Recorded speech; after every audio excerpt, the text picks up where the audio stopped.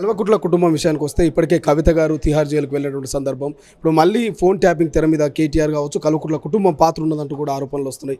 ఎవరైనా జైలుకి వెళ్ళే అవకాశం ఉంటుందా? దీని మీద పూర్తి స్థాయి ఎంక్వైరీ జరిగే అవకాశం ఉంటుందా రాష్ట్రంలో?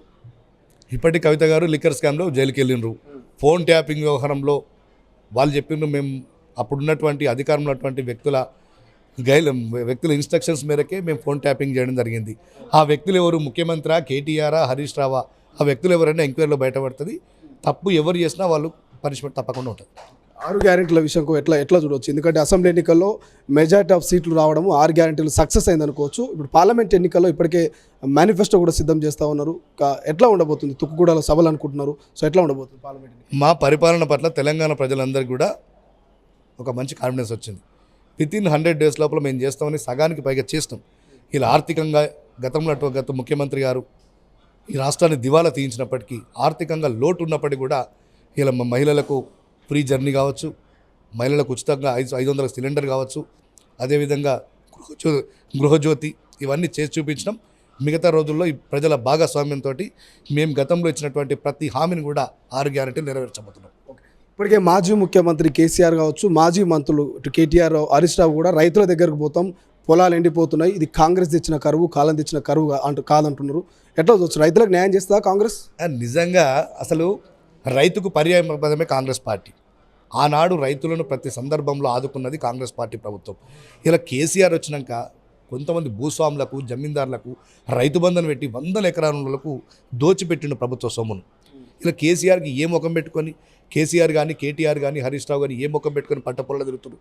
సాక్షాత్తు గతంలో గత సంవత్సరం మార్చి ఏప్రిల్లో ఒక తుఫాన్ వచ్చింది. రాళ్ల వాన పడి మొత్తం రాష్ట్రం అంతా కొట్టుకపోయింది. స్వయంగా ముఖ్యమంత్రి గారు మా చొప్పదండి నియోజకవర్గం రామడుగు మండలం లక్ష్మీపూర్ గ్రామానికి వచ్చిండు. ఆన్ ది స్పాట్ మేము 10,000 రూపాయలు ఇప్పుడే రైతుల ఖాతాలో జమ చేస్తున్నామని చెప్పిండ్రు. ఒక్క 10 పైసలు కూడా ఇంతవరకు జమ చేయాలి. ఇలా మళ్ళీ ఏ ముఖం పెట్టుకుని రైతుల పొలంలోకి పోతాడు? ఇలా రైతులను ఆదుకునేది కాంగ్రెస్ పార్టీ ప్రభుత్వం.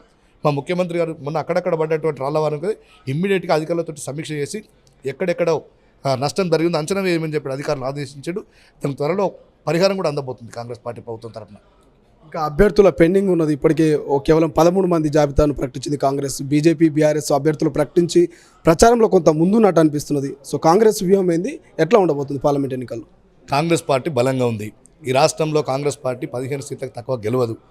మాకు ఎందుకంటే ప్రతి దగ్గర మా కార్యకర్తనే క్యాండిడేట్గా ప్రచారం చేస్తున్నాం. ఇప్పుడు వాళ్ళల్లో గ్రామాలలో ప్రచారం స్టార్ట్ అయింది. మా క్యాండిడేట్ ముఖ్యం కాదు, మాకు పార్టీ ముఖ్యం. పార్టీ అభ్యర్థి ఎవరైనప్పటికీ కూడా కాంగ్రెస్ పార్టీ గెలిపే మా ఇంపార్టెన్స్. ప్రతి కార్యకర్త కూడా ఒక క్యాండిడేట్ లాగా భావించి ఆల్రెడీ గ్రామాల్లో ప్రచారం కొనసాగుతుంది. ఇప్పటికీ కేటీఆర్ 2 కామెంట్ చేసిండు. ఒకటి, 2,500 కోట్లు ఢిల్లీకి తరలించే ప్రయత్నం చేస్తున్నారు రేవంత్ రెడ్డి గారు. ఒకటి, పార్లమెంట్ ఎన్నికల తర్వాత బీజేపీలో చేరే మొదటి వ్యక్తి సీఎం రేవంత్ రెడ్డి అంటున్నారు. ఇది వాస్తవం అనుకోవచ్చా? 2 నేనేమంటున్నాంటే ఈ పార్లమెంట్ ఎన్నికల తర్వాత బీజేపీలో మెర్జ్ అయిపోతుండ్రు బీఆర్ఎస్నే నేను అంటున్నాను. మాకు పూర్తి స్థాయి మెజార్టీ ఉంది. మాకు దాంట్లో మెర్జ్ చేయాల్సిన అవసరం ఏంది? చేరాల్సిన అవసరమే ఉంది. ఇలా అధికారం నీకు లేదు, అధికారం కావాలని కోరుకునే వ్యక్తి కేటీఆర్. ఇలా పార్టీని, ఎందుకంటే ఆ పార్టీ బీజేపీలో పోతేనే ఏమైనా మనుగడ ఉంటుందని ఆలోచిస్తుండ్రు. మొన్నటికి మొన్న పొత్తు పెట్టుకోవడం కూడా ప్రయత్నిస్తే వాళ్ళు తంతే మళ్ళీ బ్యాక్ వచ్చిండ్రు. ఇంకా వాళ్ళు అసలు కాంగ్రెస్ బీజేపీ ఎక్కడైనా కలుస్తుందా? కలిసే సందర్భం ఉంటుందా? మా సిద్ధాంతం వేరు, వాళ్ళ సిద్ధాంతం వేరు. ఇలా భూమి ఆకాశం ఉన్నంత వరకు కాంగ్రెస్ పార్టీ బీజేపీ అనేది కలవదు. అవి వీళ్ళు భ్రమపడుతుండ్రు. కలిసేది వాళ్ళు. ఇలా ప్రతి కేంద్ర ప్రభుత్వానికి గతంలో అధికారం ఉన్నటువంటి ఇక్కడ ఉన్నటువంటి బీఆర్ఎస్ ప్రతి సంబంధించిన అంశం కూడా వంత పాడిన వాళ్ళు. ఇలా కలిస్తే వాళ్ళు కలుస్తారు, మెర్జ్ అయితే వాళ్ళు మెర్జ్ అవుతారు.